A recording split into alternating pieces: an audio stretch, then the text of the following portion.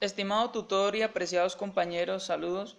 Mi nombre es Euser Marroquín López y esta es mi propuesta de solución final al problema ético discriminación de género. Para mi propuesta de solución final a este problema ético, eh, he fundamentado esta propuesta en tres pilares que considero son indispensables a la hora de nosotros luchar en contra de dicha problemática. Para esto, mis tres pilares son la política, la educación y la disposición personal o voluntaria para luchar en contra de este problema.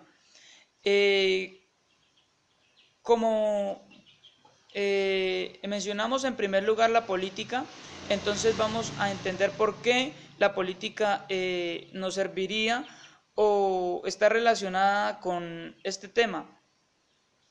Para ello vamos a entender primero cuál es la relación que tiene la política con la discriminación de género. Presencia en su artículo La violencia de género, un problema político, nos dice un rol que es esencial en la reproducción de la violencia contra las mujeres, hablando de la política, sea no implementando políticas y campañas de sensibilización adecuadas para contrastarla, o sea actuando ellas mismas como unas políticas discriminatorias que apuntan a conservar el estatus de disparidad entre los géneros. Tiene dos puntos claves la relación de la política con la discriminación de género. Primero es las falencias que existen en la política a la hora de luchar en contra de la discriminación de género. En segunda medida es la implementación de políticas que están afectando en estos precisos momentos con leyes, con sistema patriarcal, como también lo diría en el otro citación, la misma presencia, cuando dice, siendo esta al mismo tiempo resultado e instrumento del sistema de dominación patriarcal y sus prácticas de discriminación históricas, ¿cierto? Entonces, es responsable en muchas ocasiones de ser contribuyente a la discriminación de género o a veces es responsable también por ser, en pocas palabras, incompetente a la hora de luchar en contra del mismo problema mencionado. Liliana Mendoza Pérez, en su artículo Autonomía, Solidaridad y Reconocimiento Intersubjetivo, claves éticas para políticas sociales contemporáneas, nos dice, esta situación ha tendido a agravarse por cuanto las políticas públicas adoptadas por los gobiernos de la región han estado orientadas a aumentar estas desigualdades, mencionando la discriminación de género. Liliana Mendoza apoya la noción de unas políticas discriminatorias en los países. Entonces, vamos a concluir con algo que cita CEPAL, donde dice en su artículo, CEPAL nos dice, siendo necesaria cada vez más políticas sociales robustas que contribuyan a los principios universales recogidos en las declaraciones sobre derechos humanos y en las cumbres mundiales de las Naciones Unidas hacia el aumento de la calidad de vida y el bienestar social de amplios sectores de la población. Entonces, para resumir este primer pilar como indispensable en la lucha contra la discriminación de género, podríamos decir en primer lugar que es necesario erradicar las políticas nocivas que están afectando el género femenino y en muchas ocasiones los grupos LGTB, como también el fortalecimiento de esas políticas que en pocas palabras son incompetentes para luchar en contra de la discriminación de género y en última instancia la implementación de esas políticas que deben de existir para nosotros tener cómo luchar en contra de la discriminación de género. En segunda medida quiero mencionar la educación que la he planteado como mi segundo pilar para solución de este problema ético. Teniendo en cuenta en primer lugar que la educación se recibe en dos lugares que todos nosotros conocemos.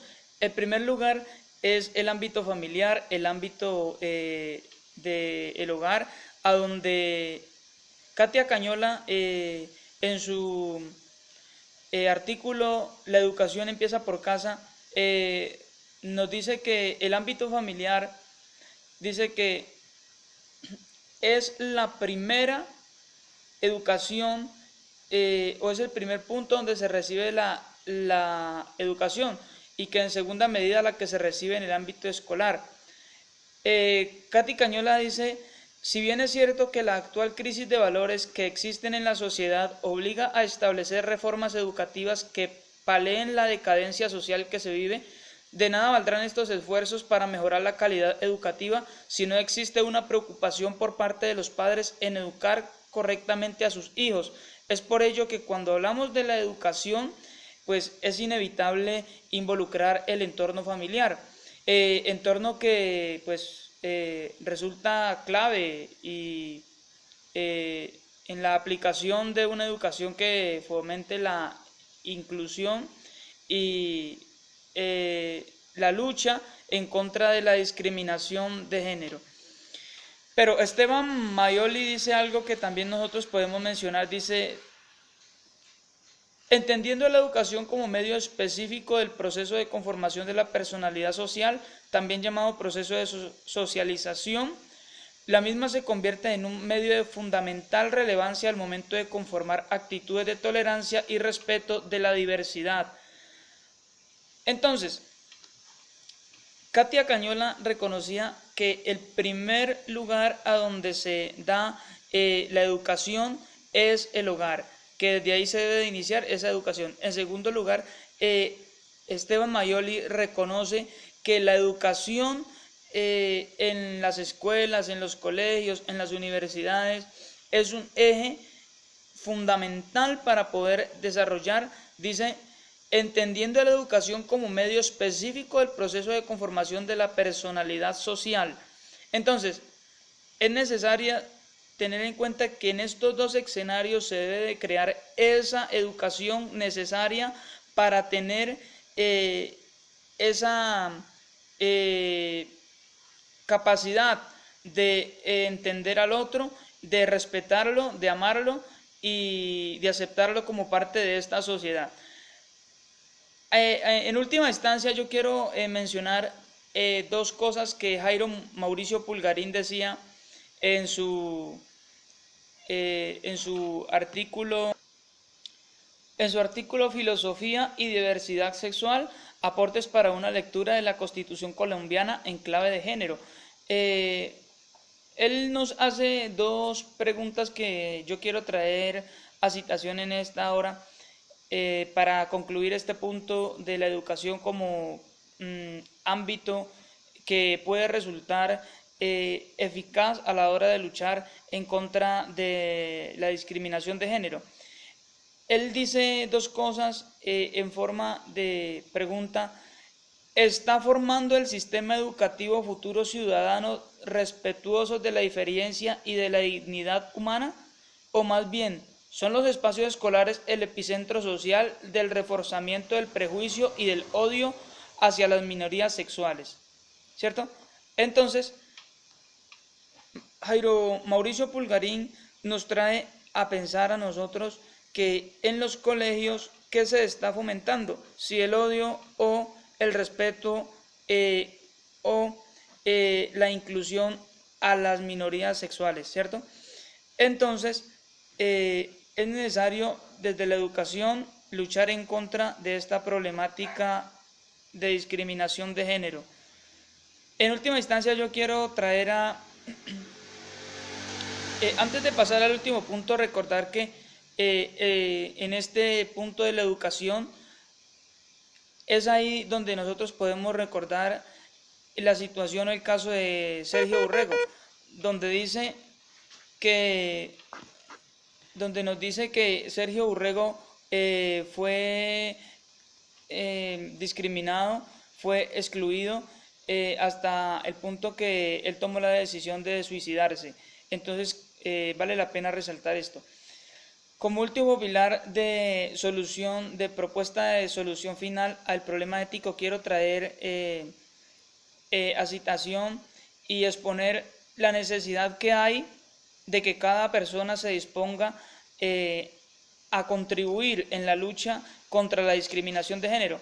Quiero decir, no se trata solamente de nosotros esperar que la política haga lo suyo, no se trata solamente de esperar que la educación haga lo suyo en sus diferentes escenarios, sino la disposición personal por nosotros enfrentar, por nosotros evitar y erradicar este problema de discriminación de género. Para esto yo quiero mencionar a Alberto Roa Vallejo. Él es un filósofo y educador. Él nos dice en su artículo Tolerancia y Comprensión, él dice, la comprensión es otra cosa. Comprender a otro significa moverse hacia él sin renunciar hacia lo que soy. Para apropiarme del sentido de su situación, significa transformarme para establecer una empatía con el otro, sobre la base de que lo acepto como diferente, pero aspiro a la vez a un entendimiento que supone que hay algo en común entre los dos, significa ponerme en su lugar y acceder a la riqueza simbólica de sus códigos y sus tradiciones. Entonces, esto solo se puede lograr si yo personalmente quiero respetar, si yo quiero amar a el diferenciado. Esto no se trata de nosotros aceptar su estilo de vida como si fuera mío. Esto se trata de simplemente reconocerlo como integrante de esta sociedad, como parte de esta vida y por ende como merecedor de mi respeto y de mi amor. Concluyendo, entonces, la propuesta de solución final sería la implementación de políticas que apoyen, que beneficien la inclusión de los grupos diferenciados y la eliminación de las mismas que hagan que la discriminación tenga su auge en sus diferentes escenarios, o también la implementación de una educación que permita la inclusión, el respeto y la fraternidad entre los compañeros, entre los amigos, entre los escolares. También la disposición individual de las personas por luchar en contra de este problema, por obedecer a la política, por aplicar la educación y disponerse personalmente para contrarrestar esta grave situación. Esto sería todo. Muchas gracias.